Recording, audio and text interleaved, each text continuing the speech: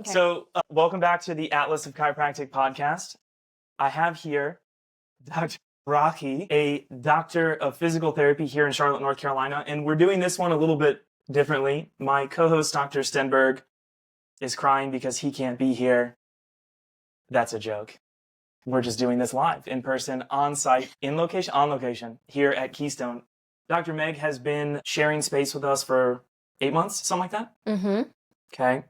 And, I figured let's get a good perspective of what the other folks are doing. The competition. The other folks. The other folks. No, it's not not competition. No, not at all. And that's what we're going to prove today. That is right? what we're going to prove. Mhm. Absolutely. So let's introduce you. Okay. Who are you? How long do we have? As long as you. We could go Rogan style on this and go 3 hours. 100%. I'm okay with that. I don't listen to the ones that are that long, so let's not. So who am I? I am previous dancer. Okay. Professional dancer in New York. Then transitioned from dance into physical therapy, as many dancers do. Interesting. Mostly it's because we are obsessed with movement. So analyzing it, doing it. So it lends itself very well to the profession. I'm from Connecticut originally and now live here, which I love so much. And I went to physical therapy school about 8 years ago while I was working at the hospital for special surgery. I was managing an office for a sports medicine physician, which is where I learned most of what I know about the field. And that was a really helpful part of my transition because it also set me up with other tools, right? Marketing tools, management styles, all the things that you need to actually be successful in our fields. And then I went to PT school. Actually, it was a weekend program. And so I worked full-time during the week and I did PT school Friday, Saturday, and Sunday. And I did not see the light of day for 3.5 years. Whoa. Yeah. Hold on. That, I've never heard of that. Yeah.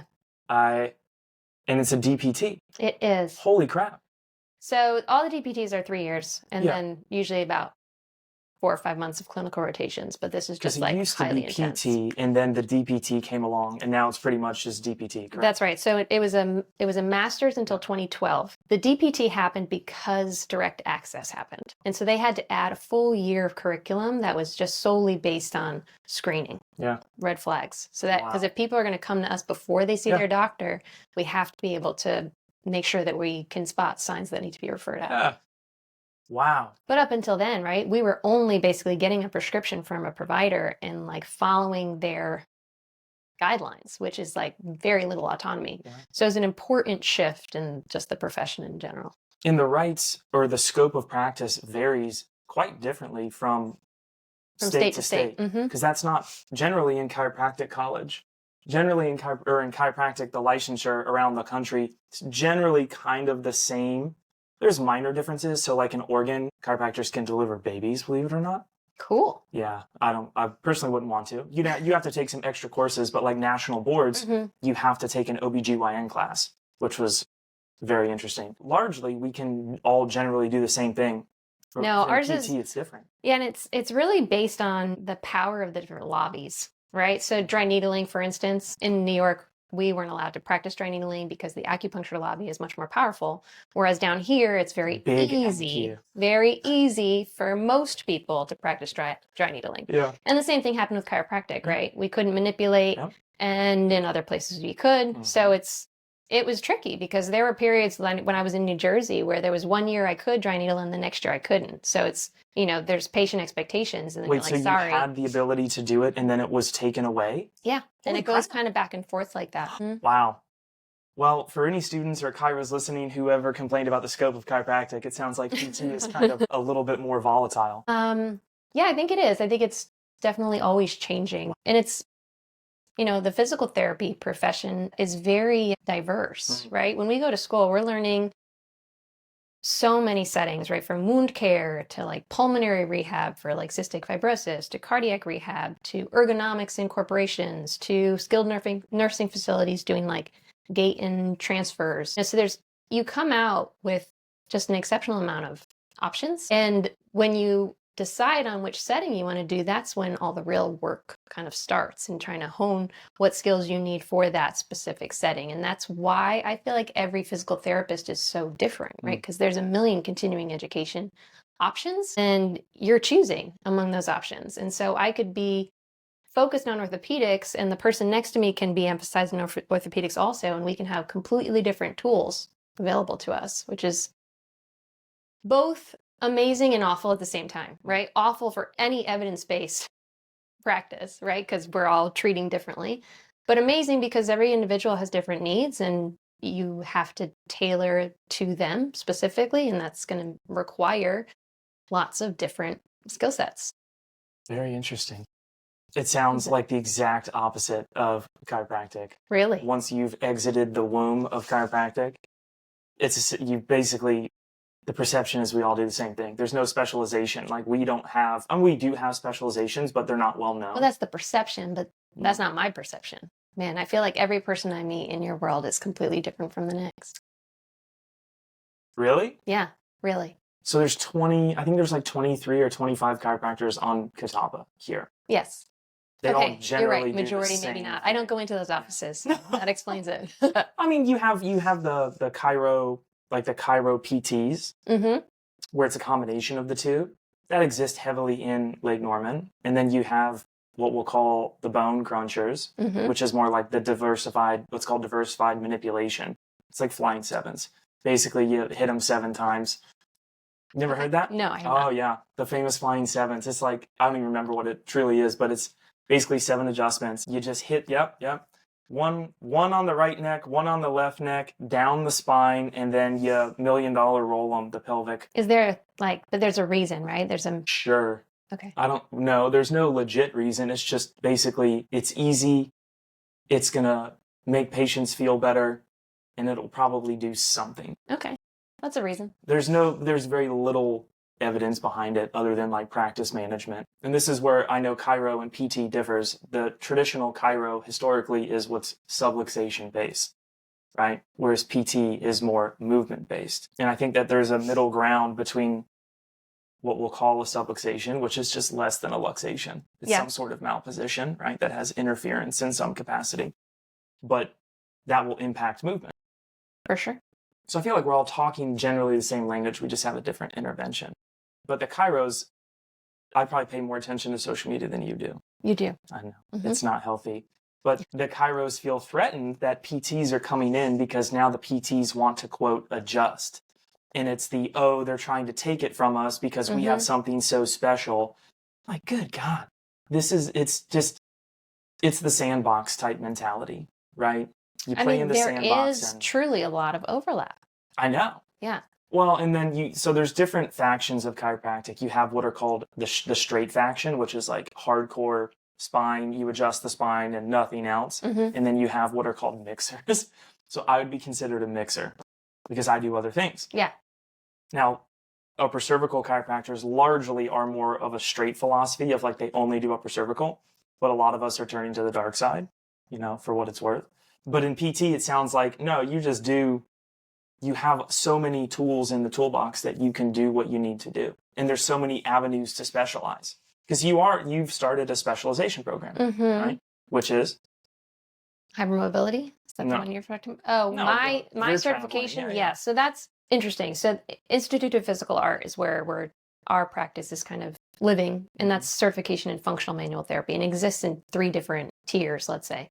So musculoskeletal would be the first one. They call that mechanical capacity. So that would be our alignment, and we're looking at the mobility of different joints, how they're moving. That's the fascia, muscle, and bony skeleton. Second one would be neuromuscular function. So that's where you go into what we kind of think about with traditional physical therapy, which is more strength, activation, and endurance of the neuromuscular system. And then the third is our motor control. And so that is just the motor planning, coordination, sequence, timing, grading of movements to make it efficient, to make it fluid. And so we're looking at a person and making sure we're addressing each of those 3 elements for the whole, right? And so Sounds exhausting. It's a long process. And right, some people aren't looking to sign up for that. Some people want the quick fix. And so they're not necessarily appropriate for this kind of deep dive into, let's start at the beginning, make sure you have the capacity to do what we want, make sure you have the strength to do what we want, and then let's make sure we have the actual automatic response so that it carries into the future and doesn't just disappear as soon as you stop doing exercises. But yeah, most people, they're not looking to engage in a full process. They're not necessarily wanting to go too deep and transform things. Time. Their priorities are different, values might be different, beliefs might be different about what PT can or cannot be. And so would prefer to just get, hey, can you just tape this or Graston that and we can do all those things too, right? But it's just. Do you find that you have a lot of patients who are looking for a quick fix? Because I feel like that wouldn't be at least my interpretation of PT is it's not come in, get taped, scraped, and then you're done. Now, that's just my preconceived notions. But in your experience, do you have a lot of, people will go to a chiropractor usually for a quick fix because the manipulation has been associated with a quick fix? I think I'm working in New York City. I'd had more folks who would come and lay on the table and just say, fix me. And it was more of like this idea that it was going to be passive. But I do think the setting itself kind of has a message, right? You go into a lot of PTs live in gyms here, at least. Every gym I've gone to has a room for a PT. And so if you have a training floor, I think there is an expectation that there's some sort of work that you're going to put in actively. I also think the style, whether it's insurance-based or cash-based, draws a different population, and people who are having to pay out of pocket and are invested in their wellness have a different expectation than those who might be coming because their insurance provides it or their doctor told them to. So it's been a vastly different experience working at Novant, like I did initially, to working here, which is a private practice, in terms of what people are willing to do and how much what their expectations are. Interesting. Is it? It is. I mean, I don't know too many conversations that have been had with Chiro and PT, understanding the landscape. Like I said, there's always this moat of a barrier, right? It's like the medieval. You've got people on one side and people on the other, and they're trying to poke each other and all that. So but it does seem like there's some similarity, though there's not really chiropractors in hospital settings, right? There actually are. There are. Yeah. So in certain states, chiropractors can have hospital privileges. Yeah. And there's programs that will facilitate that. You have, like you said, you've got your chiropractors who are really high volume, so they're seeing a lot of people and doing kind of shorter sessions. And then you have chiropractors like yourself who are a bit more involved, and it's like a really thorough, complex process. And I think that's true for in-network providers and PT, where it's like you have to see a certain volume to make sure that your business stays afloat. And it has to be a little bit more exercise-based because you just don't have the time to be hands-on. Whereas in private practice, it's much more one-on-one and holistic. And very interesting. I think that's a really important point, regardless of insurance, but it's more in that what we'll call more of a corporate setting with hospital or some sort of medical group. It sounds like if it is insurance based, one hand is kind of tied behind your back because it's a time thing. Whereas if you are direct pay in private practice, you kind of have your ability to do what you want. The majority of chiropractors, I would argue, are probably maybe 50-50. I honestly don't know. I shouldn't say, but I shouldn't make a number up out of thin air. But I would probably gander that most chiropractors are out of network. At least that's been my experience. It's especially newer, within a generation. So maybe chiropractors that have been practiced for 5 to 10 years. A lot of those are cash based. That's funny. I assumed it was about the same. It's just like if people have benefits for chiropractic, there's going to be a chiropractor who accepts it. Oh, of course there are. I mean, someone is going to be willing to put up with the bullshit of insurance, right? And billing and getting things back and having to recode it and all of that. Talk to me about because we met through a mutual patient on more of like a hypermobile kind of presentation. Yeah. So that's a focus, or at least historically you've treated hypermobile patients. Yeah, it was one of those things that happens by accident, when you just go down a rabbit hole with a client and it opens up Pandora's box. And I was seeing a lot of dancers because of my background, and a lot of dancers either have hypermobility or have acquired it if it's not genetic. And I had one that I really wanted to help, not different from my others, but this one especially, and ended up meeting with a bunch of her doctors and kind of, we both discovered EDS at the same time. And so went through that. We were working together for 2-3 years, just kind of learning all the foundational kind of information about hypermobile EDS and all the other subtypes. And then I was compelled, there's not a lot of great information, so I was compelled to join the EDS Society and do their whole program for, it's called wow. ECHO. So didn't it's know that. a program for healthcare professionals to just try to build awareness. And so every week we would meet via Zoom with all of the experts and among the different disciplines and how they are approaching something that we don't really know that much about. So just kind of off the cuff, out of your current patient base, how many would you say have some element of hypermobility? My current patient base, probably 50. 50%? Mm-hmm. Has that increased? No, it's decreased. It decreases every time I move, it decreases. Sure. So, I had a huge, by the time I finished in New York City, it was probably trending towards 100% because I had established all those referral providers. And I was listed on a provider directory. Yeah. And then, so when I moved to Charlotte, I started at 0 and slowly but surely it was inching its way up. And Congruency doesn't specialize in hypermobility, correct?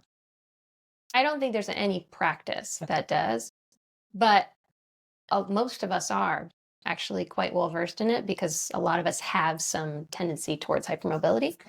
So at Congruency, a couple of my coworkers have a strong background in it.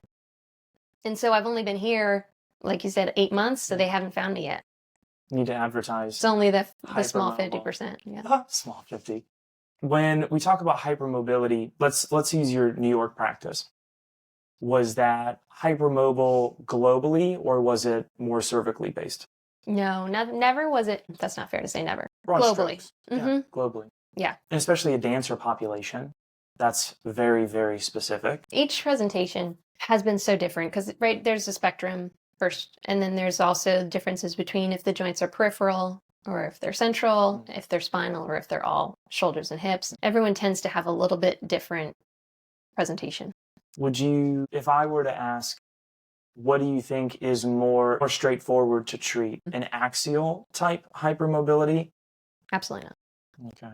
So more of the peripheral. Oh, yeah. Yeah, so like a shoulder or an elbow or a knee. So anything spinal. Well, upper cervical just throws in a whole slew of other symptoms that don't belong in our world.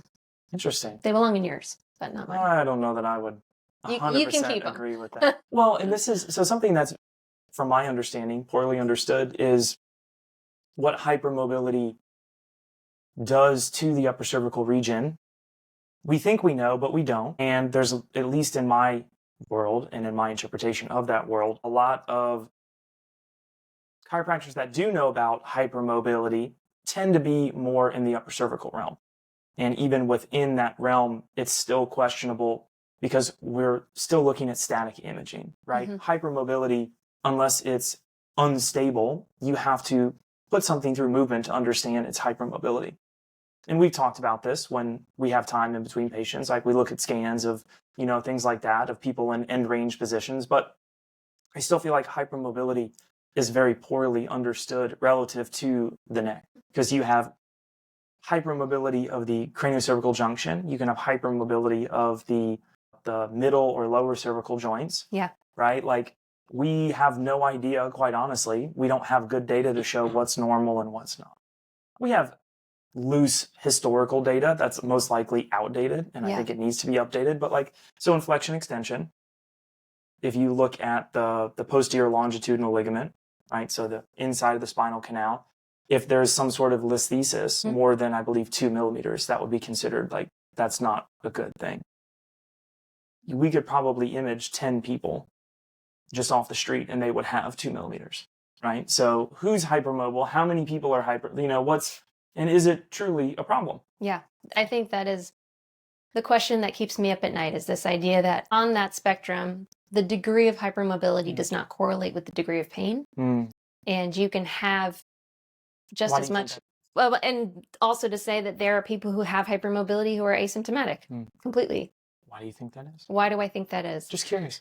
I'm not saying I have the answer. I'm just, in your career, what do you think? Do you think it's brain-based? Do you think it's genetic? Do you think it's all of it? What's your hypothesis? I think of the factors, which I do believe there are more than one contributing to this phenomenon, I bet the brain plays the largest factor. Yeah. So, Which is not to say that I think it's a psychological issue or some sort of somatic malprocessing. It is only to say that, there are many emotional triggers or environmental triggers that can ramp up our perception of pain, and that I think it just plays a large role in any population, but especially when you have something that might make you more at risk or more vulnerable to inflammation or more vulnerable to. so like mast cell type stuff? Well, no, I think, in the actual connective tissue disorder, right, you're more porous. So the environment's going to impact you more profoundly than you or I. Or maybe not me. We don't know about me, but maybe you. No, that's But a fun word, porous. I'm still hung up on that. porous, right? Because your skin is more elastic. So there's just more So you're talking more of like a ability. dermatological porous. Yeah. Okay. I mean, that's the difference between hypermobility and EDS. EDS is systemic. So it's going to impact the connective tissue, the collagen in your entire body, including your digestive tract, cardiovascular system, and definitely the integument, right? That's the telltale sign of the classical EDS is your skin. So if you're considering that all of those things have an increased likelihood of a volatile barrier, then you're more at risk in your GI system for SIBO, right? You're more likely to have heartburn, regurgitation because your valves are too elastic. You're more likely to have gastroparesis. You're more likely to have edema, pooling, and you're more likely to have POTS, and you're more likely to have dysautonomia, and you're more likely to have all of these things. But my point is just things that cause inflammation. So let's say in the example of mast cell, if there are things in your environment that you're allergic to, you are way more allergic to those things because they are getting into your body more than they would be for someone else. And so you have this like onslaught of attack of allergens that's really difficult to manage. So it starts to ramp up this inflammatory process that now it's like, now foods that might be tolerable to some because your digestive system is not always as mobile because peristalsis isn't as strong and it's sitting there in your body longer and it's more likely to get into your bloodstream. Now you have all this kind of insult from dietary stuff. And so there's just this onslaught of inflammation that's just building up over time that makes its way to your joints, which are moving around so much that they're causing other friction. And so it's this cascade of inflammatory crap. Then you add on, you have a person who's been complaining about pain for their whole life, and they're being told by doctors, friends, family, coaches, it's in your head, or this is your fault, or, you're making this, like, just getting gaslit. And so now maybe they didn't have emotional problems before, but they're going to later because of the way that they're interacting with people in their world, right? So I just feel like What do you think of that term? it's a perfect gaslighting? storm. I don't understand gaslighting. I really don't. But I know that there's a lot of medical trauma with the patients I see. I've been developing this odd thought process towards gaslighting because I see that I hear it, especially on social media all the time. It's like one of the buzzwords, gaslighting. It is a buzzword. And I feel like you could potentially classify gaslighting as not necessarily, well, obviously it's the physician or whoever basically saying, yeah, we don't believe you, or, they're downplaying. But I have to wonder, is the gaslighting the cause or the origin, the genesis of the gaslighting simply because the physician just doesn't? So how many physicians of any type or healthcare, any type of whatever, provider or worker, how many of these people actually dig into relevant research outside of their program? So like, if you were to go to PubMed and type in EDS, or just Google, ChatGPT, EDS, mast cell, and then something else, you're probably going to find what you want to find. Like, because there's something out there. There's been some sort of study or something that's at least preliminary had the thought process. And I'm sure you would agree, there aren't a lot of people who are going home and looking at research or spending free time looking at research to understand the updates in the clinical thought process. And so because they don't know, they don't understand it, they then potentially project that and transfer that to the patient in terms of, yeah, that doesn't make sense, therefore we don't believe you. Yeah. And it's tricky with hypermobile EDS because a lot of the complaints, right, sound like, I mean, they're not super specific, right? I have pain. It's in all my joints. Like, what are they thinking? They're thinking, Because is it of really? central sensitization? I mean, sure, but that's not something I feel like some providers are really that aware of or know necessarily where to point someone in the direction. This goes back to what I said. We have these things that clearly have research, but yet we don't even know about them. And I like that central sensitization is what comes up for you, because one of the newer treatments that we're using is not my discipline. The proverbial psychologists and psychiatrists is pain reprocessing, which is all about kind of. So cognitive behavioral therapy? It's not cognitive behavioral therapy. Okay.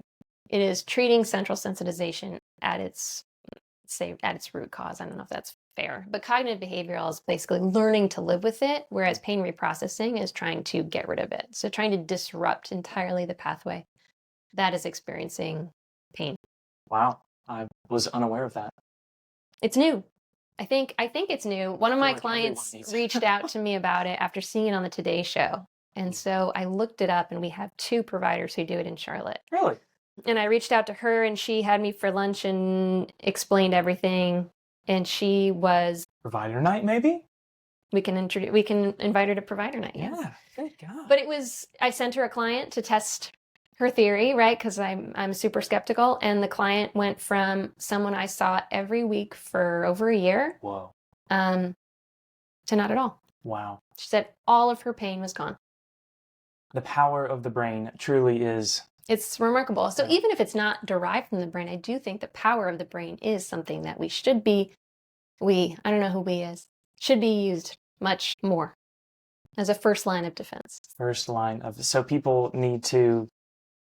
Yeah, that's a tough one. Maybe in the future, ChatGPT will be like some holographic, it takes a scan of you at home, and then it identifies if there's pathology, and if not, it categorizes you into okay, this person maybe needs some sort of cognitive behavioral or the reprocessing. Yeah. It's all futuristic stuff.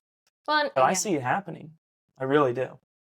Because then it'll be able to basically differential. Isn't that the hardest part? People just keep going around to all these different providers, and no one has a great working differential. They're just you have a neck, therefore you have a neck problem, right? This is where it's going to get tricky, though, even with these scans. So when I was treating this girl, she had raw musculoskeletal dysfunctions all over the place. The problem was that they were being derived from her brain, where the subconscious guarding that occurred before an activity that she anticipated would cause pain would create muscle spasm, which could sometimes be intense enough to then entrap a nerve. And so there were always very clear musculoskeletal issues. It's just that when you took away the fear, those went away too. And so, there are different ways to skin a cat, right? We could have tried in pain science and PT world, there are ways we could have addressed it, from working through fear avoidant behavior and doing graded exposure and things like that. But that's not the current plan of care for physical therapy and treatment of EDS. It's stability. And so it's just. What was it you told me a couple months ago? There's someone in France who. Oh, I don't want to. Yeah. Not for listeners' ears. The question of the more obvious comorbid conditions with EDS are the ones that I was talking about, with how it relates to GI, cardiovascular, upper cervical, mast cell, POTS, small fiber neuropathy, those types.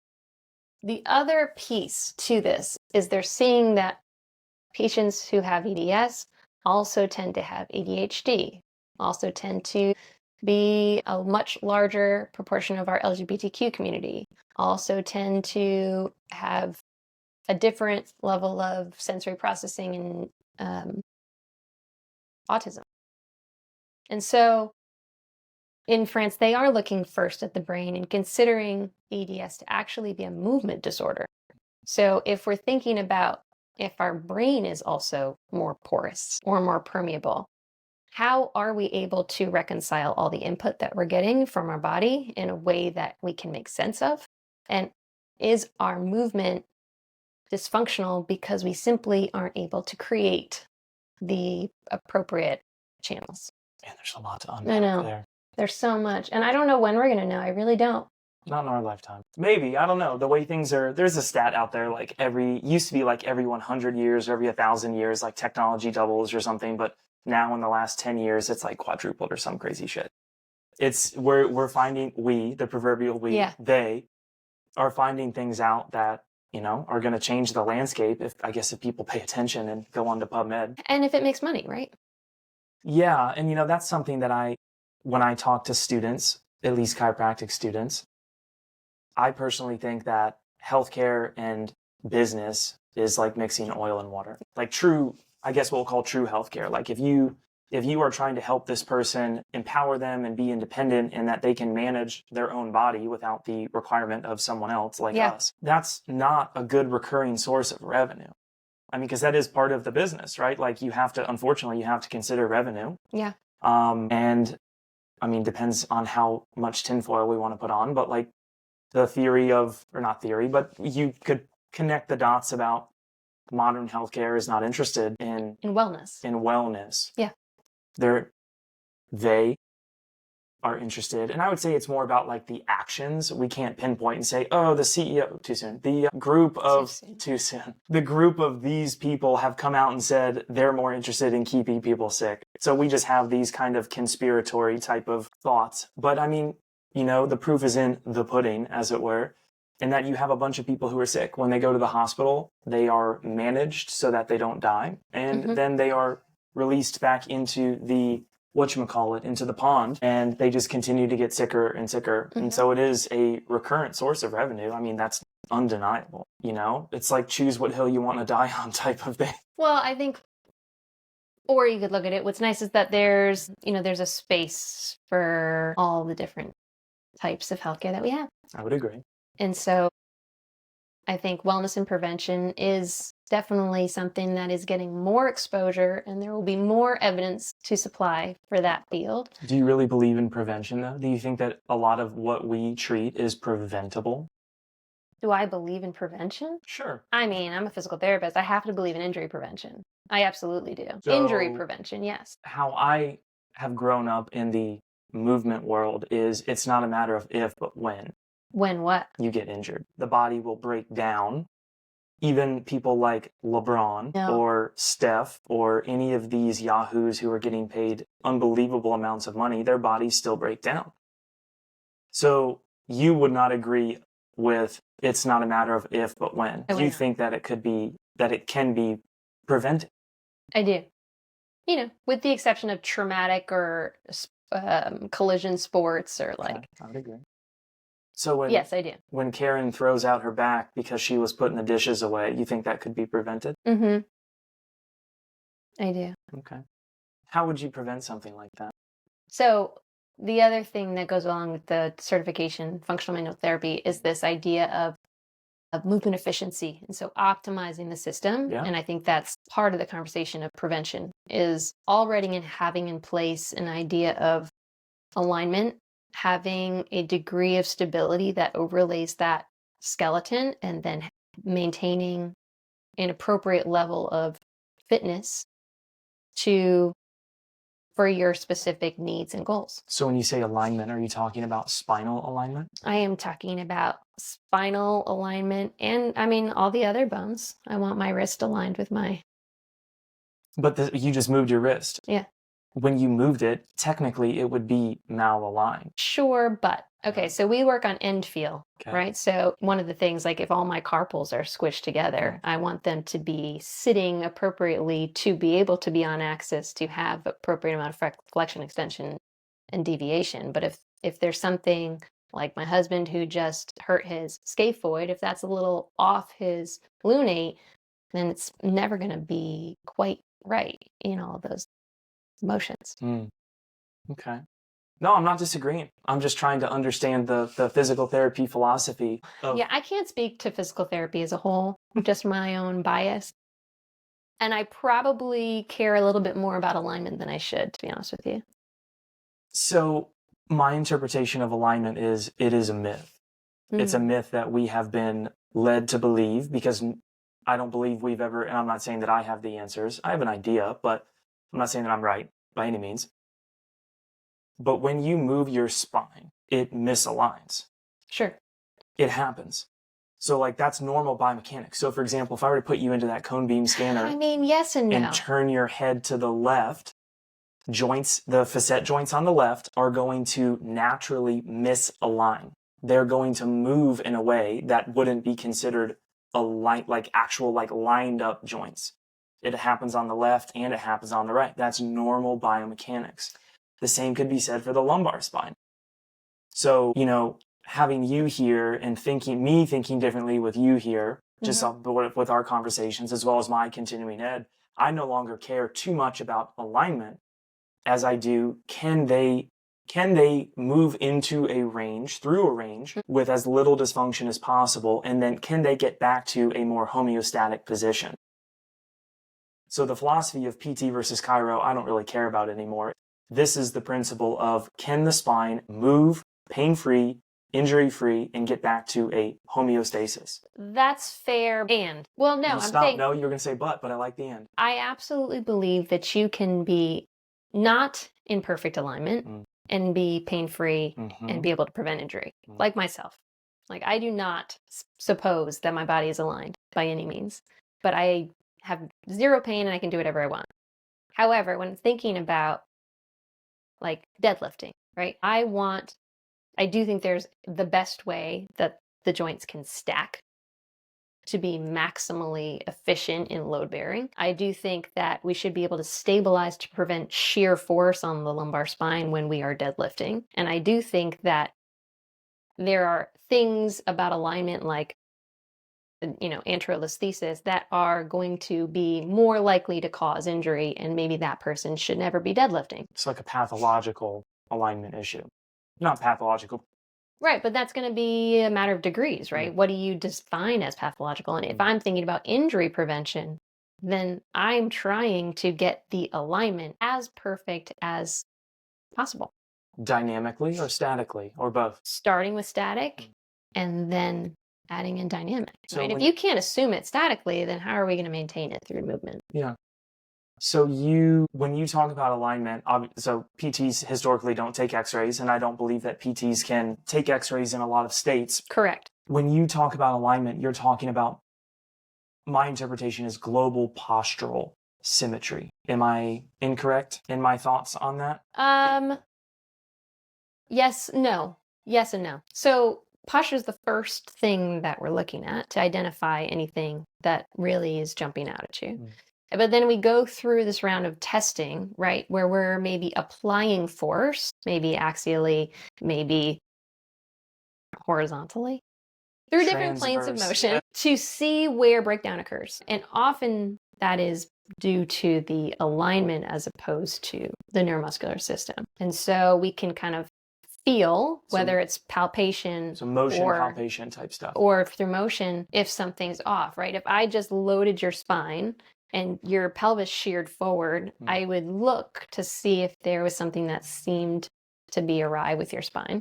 I would test, joint mobility at each of the segments. I mean, if you've been doing it long enough, I think you can feel with some degree of certainty if something is dysfunctional. When would you make the call that this patient might need some sort of imaging to determine if there's like a joint issue? So there are clinical prediction rules in PT literature that say when an image is required. And we're talking about to see if there's a disc herniation or a dangerous, anterolisthesis or spondylolysis or something. So there are, research and school suggests exactly at what point that would be recommended. In your education, both formal and post-grad, how should I say this? Have you been taught or alerted or whatnot to the fact that arthritic change can modify the mobility of a joint? Is there anything that's been covered? Sure.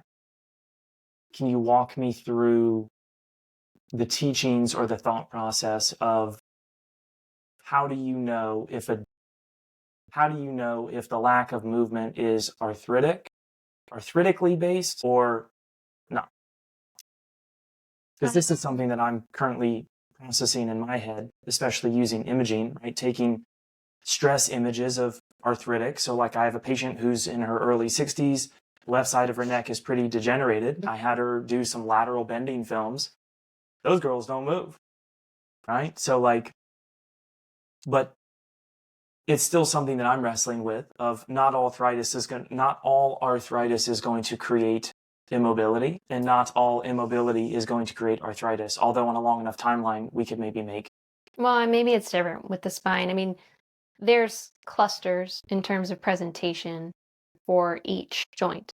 So like the hip, if it's arthritis, we know that we're going to see an antalgic gait, but we're going to see decreased internal rotation.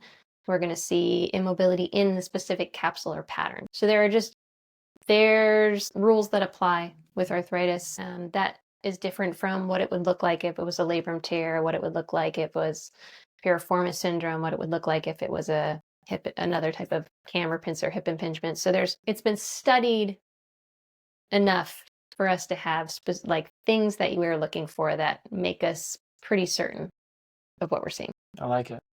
And also, again, like if I'm going to assess the joint mobility, I should be able to tell how it's moving. And the patient's history, right? They tell us that you can get to the diagnosis about 80% of the time just from the subjective. I would agree 100%. Then 80%, when 100%, 80%. yeah. I mean, if you leave 20% for those clustering of signs and symptoms and impairments and limitations, then I think we do a decent job. Yeah, it comes down, you know this, I'm crazy with this my intake questionnaire. It's like 150 questions. I know, it's absurd. I'm unhinged. I understand that. But it gives me a really good idea before I ever talked with this person. If you ask them the right questions, you can direct the conversation and ask further questions that maybe they never thought of, or they just didn't know how to explain. They weren't cued correctly. And yeah, I mean, I was taught by one of my most feared professors was a malpractice provider. So he's a chiropractor that owns a malpractice company. He taught at the chiropractic college, and then he was ousted because students were complaining that he was running his class like the Hunger Games. But he was just trying to prepare us for real life. Yeah. And it makes me think all the time it was him and then someone else that said, if you shut up and let the patient talk, they'll tell you pretty much everything you need to know. Yeah, what's going on, maybe how it happened, and then potentially how to improve it. Yeah. Or especially what not to do. And I can only speak for my interpretation of chiropractic. My observation since 2010, in most chiropractic practices, it's a very small and short evaluation. There isn't a tremendous history taking because it's an assumption that the patient is subluxated anyway, so you might as well just reduce it. Yeah. I think that's doing the patient a disservice. Not saying that you have to be this, Doogie Howser clinical whiz, although I think we should be. But I do think if we slow things down and take a little bit more time, I'm only speaking for Chiro. If we slow things down and take a little bit more time, we may have more efficient outcomes over a longer period of time. And the real pearl there was what you said about you'll even hear how to improve them, because really the ability to make someone better is based on their own beliefs and expectations. Yeah. And so if you haven't gotten there in the conversation, you can do all the things that you want to, but they need to be along with you. And so the placebo type stuff. Yeah, that's powerful. It's extremely powerful. Evidence. 70% effective. Just essentially the power of suggestion and belief. And then on the flip side of that, the gaslighting, aka nocebo. Mm-hmm. So I think I'm still trying to find the word. Is it gaslighting? And that would include a nocebo type, thought process. But there are things, and I'm sure you've heard this from your patients and clients, that they go to other providers or even other PTs and they're told these things that probably are not true or are blatantly not true, but yet they latch onto them and they say, oh, I can't do this because. And I think that is unbelievably dangerous. It is. We catastrophize these things. My interpretation is a lot of times we catastrophize things so that from a business standpoint, you have a recurring revenue because they need you. Yeah. I mean, it's very easy to use fear Yeah. to get people to sign up for services. And They I call it think a lot scare of people, care. yeah, in scare care. Yeah, in chiropractic, I scare like care. that. The I mean, I dangerous. don't like it at all, but I like that's Yeah. very to the point. Scare care. I mean, but humans are fear-based. We respond more and at a greater volume or intensity to fear. Yeah. Right? I remember when I started at the hospital and, for authorization purposes, you have to fill out questionnaires, patient-specific functional scales, low impacts, oats and all of the papers. outcome measures, because that's what we're determining success. Yeah. And the outcome measures, we would do it at the initial eval, and I would be like, oh, okay, they're not so bad. And then midway through, things would appear as though they've gotten much worse. When in fact, what happened was people weren't even aware of the ways in which they were limited by their pain. And then midway through, they were like, wow, you're right, I can't do that. And it's like, uh-oh, that's not working like this. Let's bring attention to the matter. Let's start identifying with our pain. Let's start noticing all the ways that it's preventing us from participating in life. But if you're going to do that, you better have a pathway back out too. I was going to say, do you want to shine the light on that? No, but I always just found it so interesting that it would get worse after they were engaging in PT, because I'd be seeing all the ways that they were getting better, but in their mind, they actually were just building all of this awareness about how they were not, so. Interesting. It was, I don't use those very often anymore. Why not?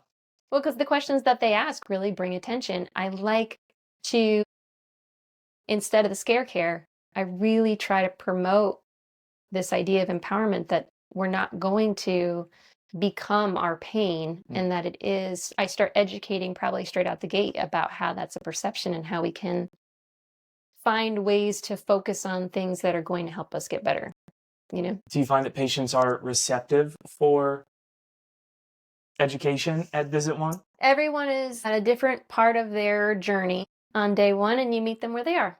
And so, no, sometimes it is a very roundabout way to get there. You know that. I do. I mean, I think we both have overheard each other having very different styles of communication with our clients. Because, sometimes you have to gain their trust first. Most of my clients who I'm seeing for the first time who have a diagnosis of EDS, that whole session is just saying that their concerns are legitimate. And that's what I need to do to bring the pain down just a level, is just say, like, this is real. I believe you. The end. So essentially the first visit is conversational. Well, all of our initial evals are an hour. And the subjective takes as long as it takes. If we don't make it, I have had sessions where I don't make it to the exam. Absolutely. And I've had sessions where the exam takes the full hour and I don't get to do any treatment. But if it's that involved, people appreciate that you took the time to be thorough and know that it's, and they're willing to be like, okay, I'll come back for the next portion of this, because at least I think we're on the same page. Yeah, I like it. I feel like we've become a society that is Amazon style. It's like, we want it. Fast delivery. It's not even, Prime isn't even 2 days anymore. It's like, oh, you can get it within an hour. I know. And the whole drone thing. Well, I don't know about the drones over New Jersey, but like, I know that they've Amazon, they have tested drone delivery. Maybe that's what's going on up there. I'm not so sure. But have you, in your time in practicing, and especially in different states, have you found that if you quickly look back, have you found that people have become largely more impatient with wanting, as our technology and as our society moves into a, we want it yesterday and we don't necessarily want to work for it. Have you found that that's bled into your practice? I hadn't looked back over time, but I think you might be right. Yes, everyone is very impatient. Billy Joel, but I may be wrong. And you might be crazy. Yeah. Here we go. And I don't blame them. Usually, by the time they get to an out-of-network provider, they've been through the ropes. Yeah. And the amount of time it takes to get diagnosed with EDS is on average 10 years. Wow. So if they're impatient by the time they get to me, it's for a reason, And that same thing is true with people who come for like endometriosis. They've been on this journey. They've been banging their head against the wall for years. And so, they want it fixed tomorrow because They've been trying already and are burnt out and exhausted. And so there's a lot of clients I get in the EDS world because there's so few providers, like you said, who are super knowledgeable about it. When I have someone to refer them to, they say no. They're like, I'm too burnt out. I can't go see another doctor. I can't tell my story again. Like, I'm just going to keep things the way they are because I'm exhausted. This is why I like my little questionnaire, because they just have to click. I've had clients refuse to go somewhere because they got the paperwork and they were overwhelmed by the degree of paperwork and just quit. I do think about that. It's not you. It's another provider I'm thinking about. But oh, no. I want a 200 question perspective. I get that. Because it's so easy to refer back to it and really know and then use for comparison. But isn't that what patients ultimately want? They want to know, do you think you can help? That's at least my interpretation. Most patients want to know, can you help me? Yes, but by the time they get to us, and I've had this experience plenty of times, you get to the doctor, he has not read your paperwork. I know. And so they're like, they don't know if we're going to actually look at that. And now it's even more frustrating. It would be frustrating for me as a prospective patient of, they haven't read this, so now I have to sit here and I, as the patient, have to handhold them through the whole freaking journey. Yeah. So I try every time I meet someone new to say at least one thing off of their paperwork out loud to them, even if it's not relevant, to prove to them, like, don't worry, I read it. That's important. People want to feel heard and not gaslit. We better look that up. Back there again. I'm going to have to look up where that actually came from, because now I'm perplexed as to how gaslighting. Do you get comments on your podcast? Maybe someone will tell us. Someone will. Usually someone will, like on social media, they'll listen to it and they'll text or they'll send a message, or usually John will get an email. People don't email me, which is fine. I'm okay with that. Don't email me. Sometimes actually there's a period of time where we will get certain chiropractors that will message us a long response to the podcast, which is great. That's like, people are listening, they're engaging. And, opinions are like orifices. Everyone has one, usually stinks. And that's fine. You're not here to say that you're doing things perfectly correct. I'm not here to say, contrary to what some people may think, I'm not here to say that I'm doing everything correct. I think it's a great discussion to try and further understand, can we help the patient that's in front of us? With the tools that we have available to us. Exactly. Yeah. Do they need to be with us? Do they need to be with someone else? Yeah. Do you see a lot of patients or clients? Client or patient? Do you like client? So I prefer client. You like client? I prefer client in the out-of-network setting. The out-of-network setting. Especially if because we do get people who don't have any pain and are just looking to enhance longevity. Really? Oh, wow. Yes. And so they're not patients. Yeah. If I was in the hospital, I would say patient. Wow. Interesting. That's new. I was always wondering the difference. That's a me thing, though. Client. It's not a PT thing. Client. So your average client, have they seen multiple healthcare practitioners before they see you? I think we get people who have failed traditional therapy. What is traditional therapy? Traditional therapy is in-network PT that is maybe 15 minutes hands-on and then exercise-based protocol that may or may not be supervised. The photocopied sheet of exercises from 1963. And that people are maybe not doing correctly. Or maybe they're not doing that Or maybe not doing it at all. And this is because, I do very concentrated cervical rehab. Me and John always kind of joke with each other like, God, people don't want to do this shit. So the very few amount of people do. Even if you assign a monetary value to it of, hey, it's going to cost you this much to do this. So like the next level device that I have, I rent a portion of those. So like psychologically, someone, if they are expending or a certain amount of money that stings a little bit, they potentially have a higher likelihood that they are going to engage in home work or home care. Would you agree? Evidence-based for sure. They did it, yes. People that pay to go to a gym are more likely to go to the gym. I don't know about Planet Fitness. I feel like that's the opposite model. Right. Really? No, I mean that, yes. Low barrier. Yeah. Right? Which is, I think, we don't necessarily have to talk specific numbers, but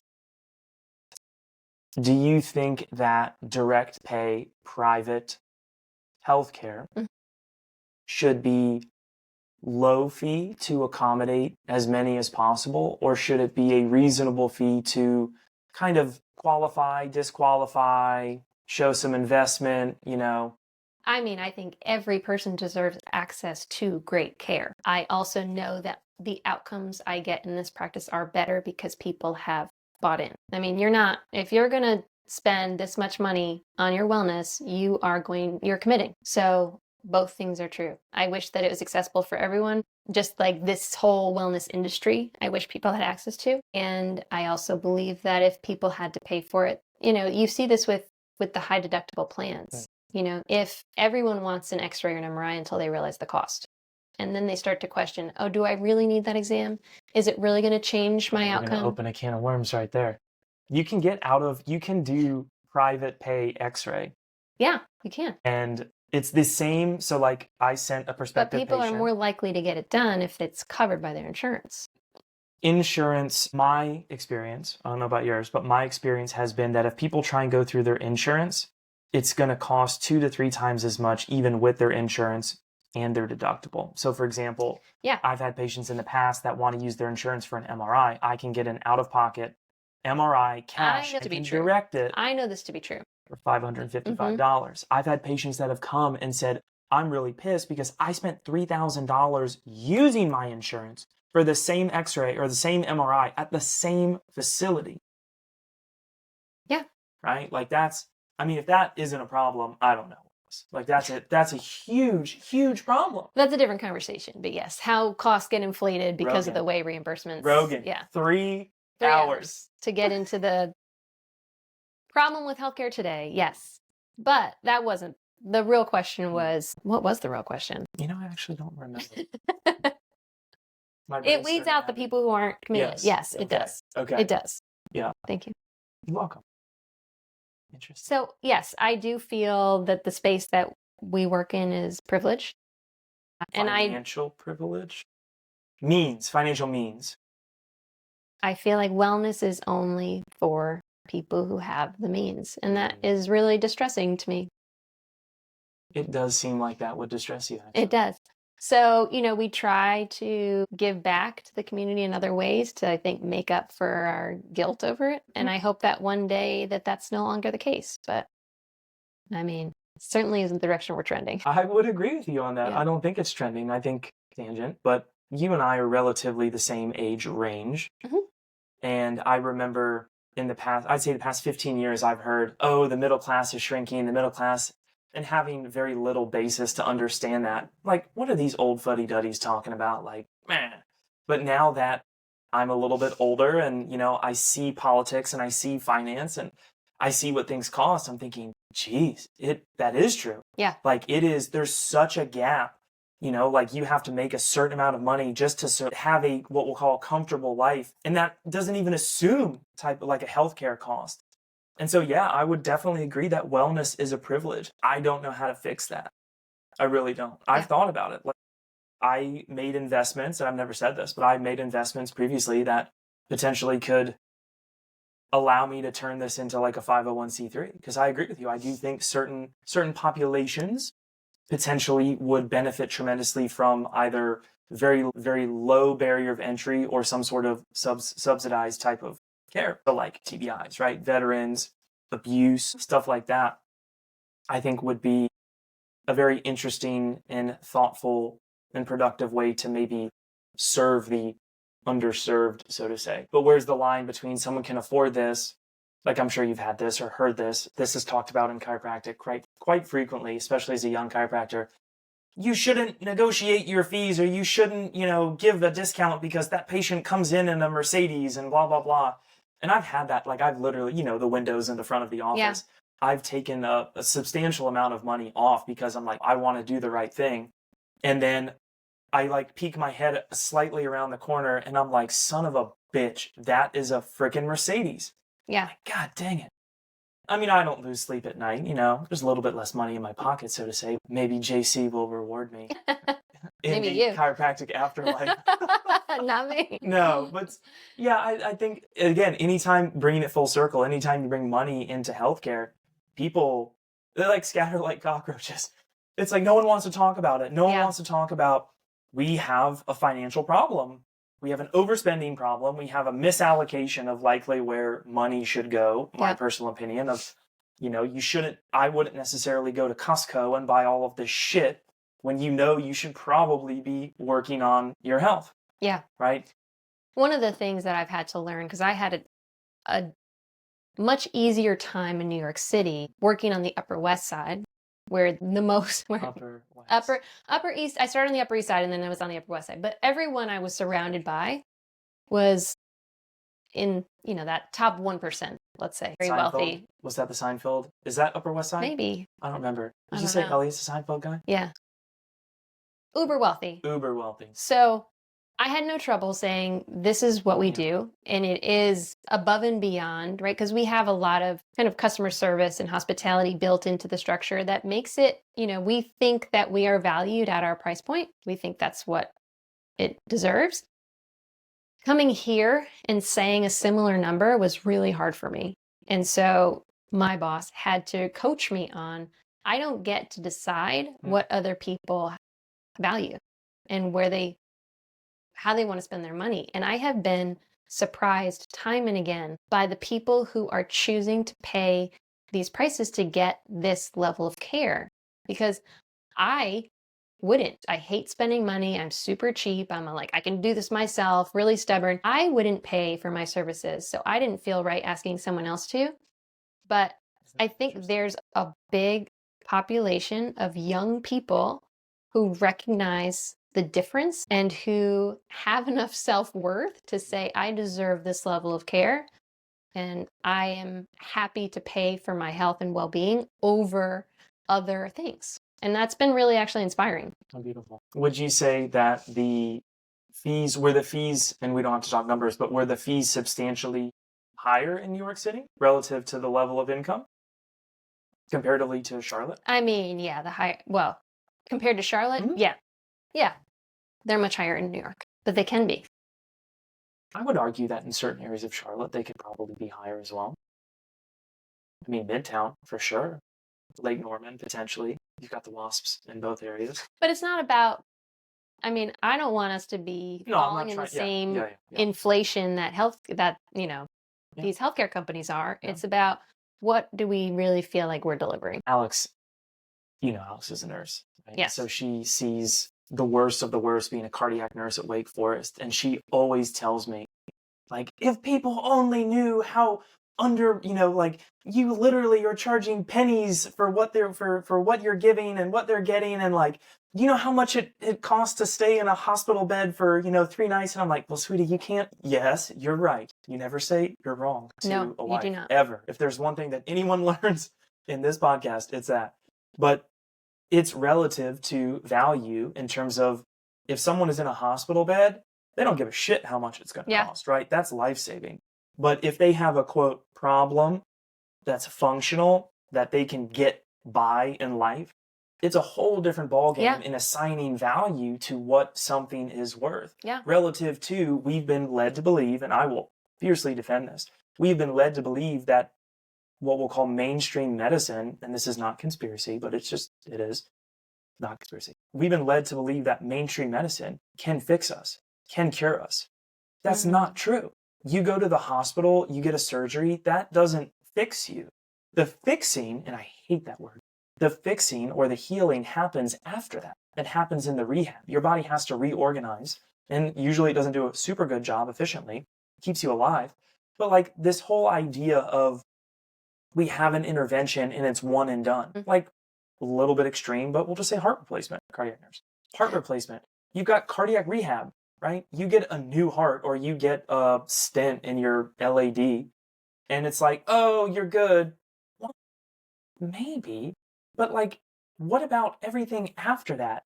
Or what about everything that led you to that point? Exactly. That's what I'm saying.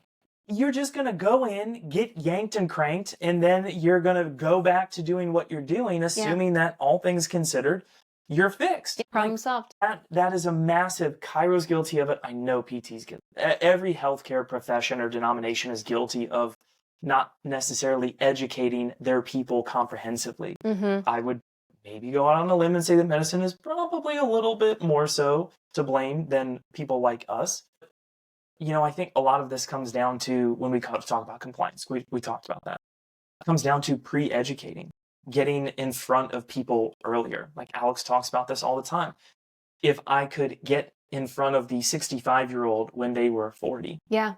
But quite honestly, they probably wouldn't give a shit when they were 40 because they're not having any problems, and humans think that they are invincible largely. It's not going to happen to me, right?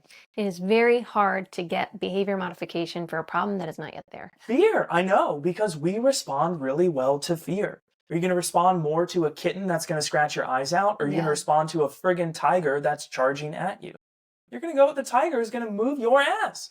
The kitten, you're going to kind of punt a little bit, but the kitten could kill you just as easily. But something is changing because I definitely am finding more people that are coming for performance.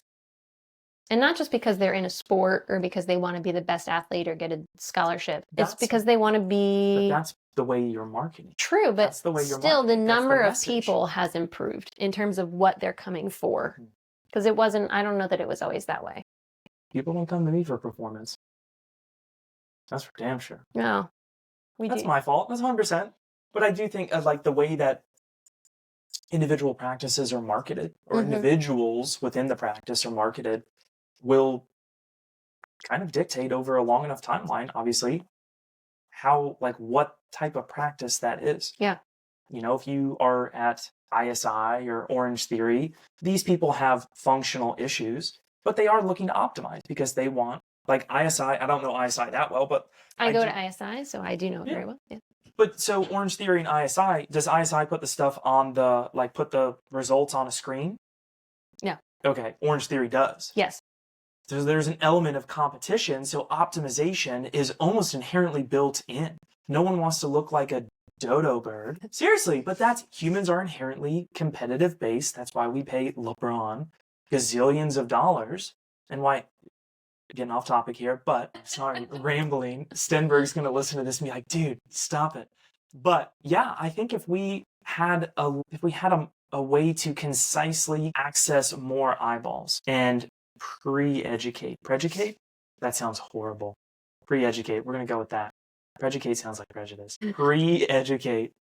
I think maybe we would have... Wait, tell me what you are pre-educating on from a chiropractor's perspective. Because I was the one who was all like, yes, we can prevent injury. You were like, can we? So like, what are you educating your 40-year-old about? How to interpret... That's a great question. I would say how to interpret their own body. So like, for example, when someone comes to me, even current patients, and they say, I feel soreness. In my head, I'm thinking, I don't care.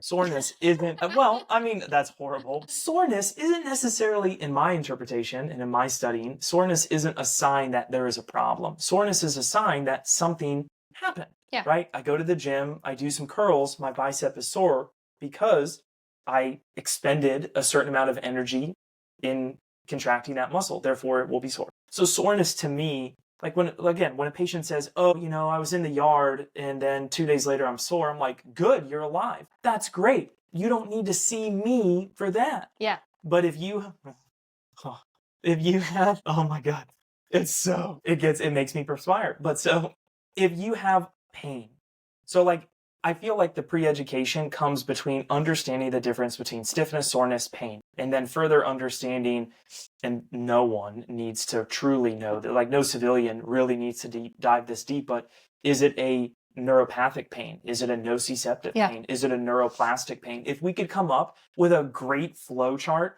of like, hey, answer these questions, which is kind of what I try and do, answer these questions. Is this a problem that we need to intervene? Like an actual intervention, or is this okay, let's help them understand what they're experiencing? Yeah. Because I don't think everyone needs to have provider level understanding, but just the basic, we've lost track and lost touch of teaching humans about their body. Yeah. Yeah. Right? And that would probably end up putting us even more in a strain of, if we educate patients on what they're really feeling, maybe they wouldn't come see us as much, which is fine. I don't want to spend 40 years of my life listening to people bitch. Well, no, they would come for the education. Maybe. And that would be better. But then what would they pay for the education? Full circle. I mean, yeah, it's priceless. There we go. It's priceless. Funny story. There's this dogmatic saying in a particular subset of chiropractic, the adjustment is priceless. They can't afford adjustment. Jesus, on a motorbike. It's like these little things that get, like, I'm sure you've heard things in your education, just like I've heard things in my education. It's like what the people that have come before us tell us, right? They place in their head, like that mantra of the adjustment is priceless. I'm like, get a grip, like that's damaging. That's not gaslighting, but that's that's like a weird inverse nocebo. And John Chung, who, I don't know that I've ever talked to you about John Chung. No. You would really like John Chung. He is one of my mentors. He's an upper cervical functional neurologist, kind of like what we do here, also in Keystone. But anyways, that's like this weird inverse nocebo of like, these professors and these educators are molding the generation that is in current in a way that maybe isn't conducive for, I don't even know the word. It's like, don't put that on me. Don't put that bullshit of they can't afford. Like, yeah, I value what I do, but like, give me a break. I think it just describes how the landscape of how medicine has evolved. Because, like you're saying, it destroys self-efficacy, and we're learning there we go. That's probably the most important thing. So you say it so eloquently. I'm what some people refer to as the loose cannon. You come in and you're like, wait a minute, that's true. What you're saying. Yes. You distill it down like moonshine. I tell the clients who have hypermobility, because they come in and they say, I heard physical therapy is the treatment for hypermobility. And so is it right? I'm supposed to just come here for the rest of my life, right? Because this is a genetic disorder. Like, I'm not going to get cured. So I'm just clearly coming here every day forever. Maybe some people need help long term.